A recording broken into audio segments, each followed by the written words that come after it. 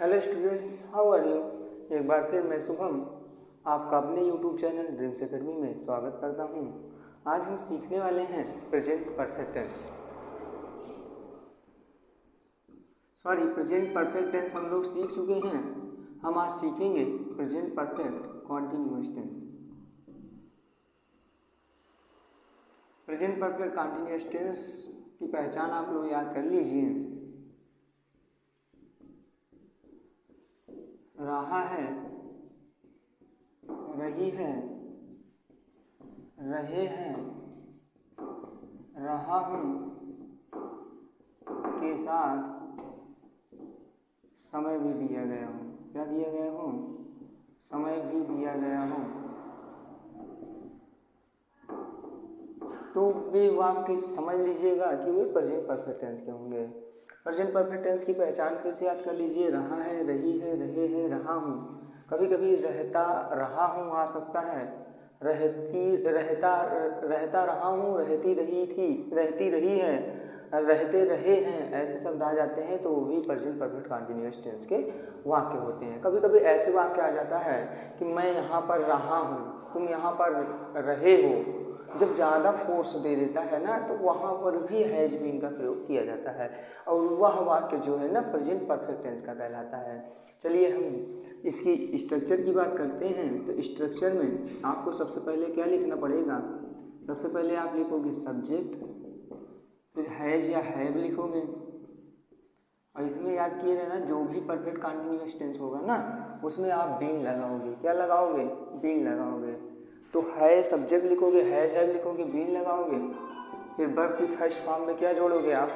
ING जोड़ोगे।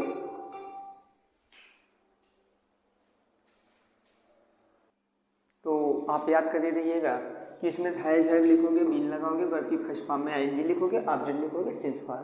आप पूछते हैं बच्चे कि हैज कहाँ लगता है, तो मैं बताना चाहता हूँ हैज एक वचनकर्ता के साथ लगता है और हैव जो है बहुवचनकर्ता के साथ लगता है। तो निगेटिव में क्या करोगे ना, निगेटिव का स्ट्रक्चर बार बार लिखाने में टाइम ज़्यादा चला जाता है बाबू, इसलिए हम थोड़ा शॉर्ट ट्रिक बता दे रहे हैं, आप उसी से समझ लीजिएगा। तो हैज और हैव लिखोगे आप और उसके तुरंत पश्चात नॉट लगाओगे और फिर बीन लिख दोगे। तो हैज फिर प्लस नॉट प्लस बीन, इसी के हिसाब से आप सेट कर लेना। चलिए हम ट्रांसलेशन शुरू करते हैं। अब पूछोगे सर सिंस कहाँ लगता है, तो मैं बताना चाहता हूँ सिंस जो होता है निश्चित समय होता है और निश्चित समय के लिए आप याद कर रहिएगा सिंस लगता है। आप पूछोगे सर निश्चित समय क्या होता है, तो जैसे कल के साथ कुछ भी जोड़ दिया जाए, कल सुबह से, कल रात से, और एक बात बताऊं ऐसे कल से, ये आज से, ये सारे जो मैंने बोला ये निश्चित समय है। और जो कैलेंडर में होते हैं जैसे तारीख हो गया, दिन हो गया, महीना हो गया, जैसे सोमवार से, मंगलवार से, बुधवार से, और जैसे फरवरी से, मार्च से, ऐसे आते हैं ना, तो आप समझ लीजिएगा कि वह निश्चित समय है। और कैलेंडर और घड़ी अगर ये इतनी चीज़ आती हैं तो आप तुरंत समझ जाइएगा कि ये सब निश्चित है। क्या है? निश्चित। तो अनिश्चित आप पूछोगे सर क्या है, तो मैं बताना चाहता हूँ कि जो अनिश्चित होगा उसके लिए आप फार प्रयोग करोगे। क्या लगाओगे? फार। अब कहोगे अनिश्चित समय क्या है, तो मैं बताना चाहता हूँ कि जैसे कल मतलब 2 घंटे से, 3 घंटे से, कई दिनों से, सन से, ऐसे मतलब कई सनों, कई वर्षों से, ऐसे अगर शब्द आते हैं ना तो वे जान लीजिए उनके लिए आप फार का प्रयोग करोगे। तो सिंस क्लियर हो गया। इसमें सन भी आता है जैसे सन 2002 से।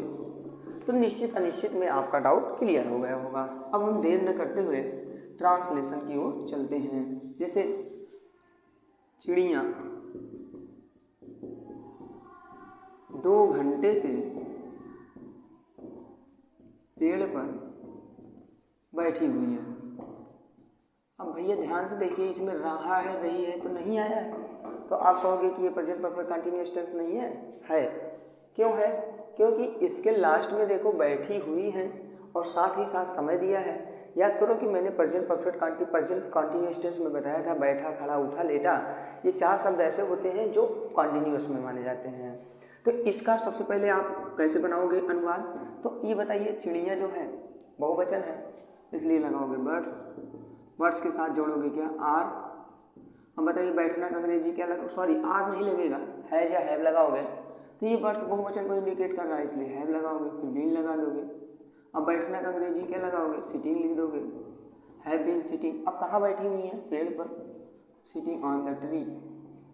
अब बताइए कब से बैठी हुई है, तो 2 घंटे से। निश्चित समय है, बिल्कुल नहीं, क्योंकि घड़ी में व्यवस्था नहीं है, तो फॉर 2 आवर्स।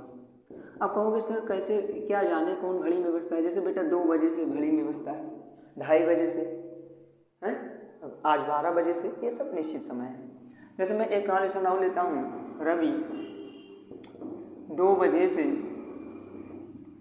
फिल्म देख रहा है, रवि 2 बजे से फिल्म देख रहा है। तो आप ध्यान से देखिए इस ट्रांसलेशन में रवि आया है और 2 बजे से फिल्म देख रहा है, तो 2 बजे तक भी आ सकता है और 2 बजे से भी आ सकता है।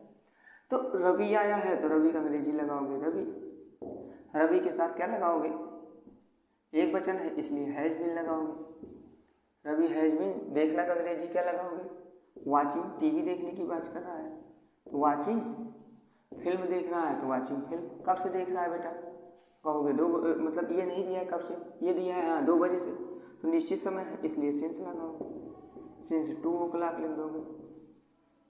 अब हम एक ट्रांसलेशन और देखते हैं, जैसे निगेटिव देख लेते हैं,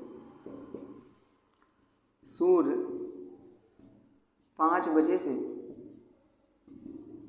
नहीं निकल रहा है, 5 बजे से नहीं निकल रहा है। अब यहाँ ध्यान से देखिए रहा है, रही है, तो इसमें साथ ही साथ समय दिया है, तो ऐसे ट्रांसलेशन जो होंगे वे आपके प्रेजेंट परफेक्ट कंटीन्यूअस टेंस के होंगे। तो सूर्य जो होगा दुनिया की अलौकिक चीज़ है इसलिए द लगेगा, द सन, फिर लिखोगे has not been, the sun has not been. अब निकलने का अंग्रेजी क्या लगाओगे, राइजिंग लगाओगे। अब कब से नहीं निकल रहा है, 5 बजे से, निश्चित समय है, सिंस लगा के लिख दोगे क्या, 5 o'clock, सिंस 5 o'clock। अब हमारे ख्याल से निगेटिव में आप हैज नॉट का प्रयोग कर दोगे और हैव नॉट का प्रयोग। अब हम इंट्रोगेटिव की ओर चलते हैं। चलिए हम सभी को इंट्रोगेटिव सेंटेंस देख लेते हैं। तो इंट्रोगेटिव ट्रांसलेशन में एक होता है यस या नो टाइप, तो यस या नो टाइप में आप याद कर ही रहिएगा, आंसर हाँ या ना में मिलेगा। जैसे क्या से प्रश्न शुरू होते हैं, तो हैज हैव आप आगे कर दोगे, उसके तुरंत पश्चात सब्जेक्ट लगाओगे, फिर बीन लगा दोगे, फिर वर्ब की फर्स्ट फॉर्म में आईएनजी जोड़ दोगे, उसके तुरंत पश्चात ऑब्जेक्ट लिख दोगे, सिंस फॉर लगा दोगे और टाइम लिख दोगे और प्लस क्वेश्चन मार्क लगा दोगे। जैसे क्या हुआ, कल से बुखार से पीड़ित रही है, तो ट्रांसलेशन क्या से शुरू हुआ है, जब ट्रांसलेशन क्या से शुरू होगा तो आप हैज हैव आगे करोगे, तो हैज या हैव तो ये डिपेंड करता है सब्जेक्ट के ऊपर, सब्जेक्ट है वह तो इसलिए लगेगा सी, लड़की है क्योंकि रही है आया है तो इसलिए हैज लगाओगे और हैज के तुरंत पश्चात लगाओगे सी। अब ये बताइए इस स्ट्रक्चर का मतलब होता है उसी के अनुसार आप चलो, जैसे रास्ता दिखाने के लिए कोई होता है वैसे स्ट्रक्चर का मतलब ही होता है कि वो आपको रास्ता दिखाए। हैज सी, उसके बाद बीन लगाओगे।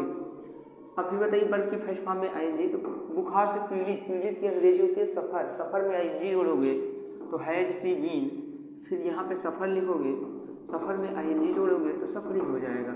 अब किससे पीड़ित है, तो बेटा आप कहोगे सर बुखार से, तो फ्रॉम फीवर।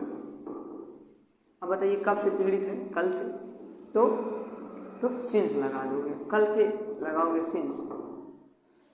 कल रात से मान लीजिए आ गया तो सिंस लास्ट नाइट, क्या लिखोगे आप बेटा, सिंस लास्ट नाइट। याद करो ये ट्रांसलेशन आप पढ़ते भी होंगे कि मैं कल से पीड़ित रहा हूँ, तो इस किस में पीड़ित रहे हो, तो वो ट्रांसलेशन पढ़ते थे एप्लीकेशन में, जब write an application to your principal suffering from fever पे ना, तो उसमें यूज करते थे। तो क्या किसान 2 वर्षों से पौधों को पानी दे रहा है, ट्रांसलेशन क्या से शुरू हुआ है, तो हैज आगे होगा।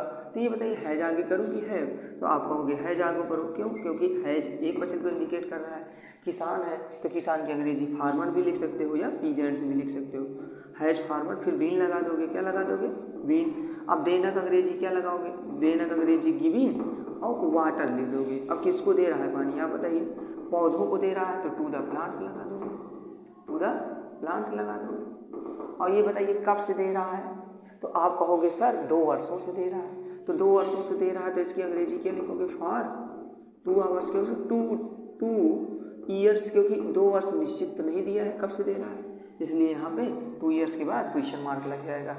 जैसे क्या बच्चे 2 दिनों से किताब नहीं पढ़ रहे हैं, ट्रांसलेशन क्या से शुरू हुआ है। जब ट्रांसलेशन क्या से शुरू हो तो हैज हैव आगे कर दो। तो अब बच्चे बहुवचन को इंडिकेट कर रहे हैं इसलिए हैव लगाओगे।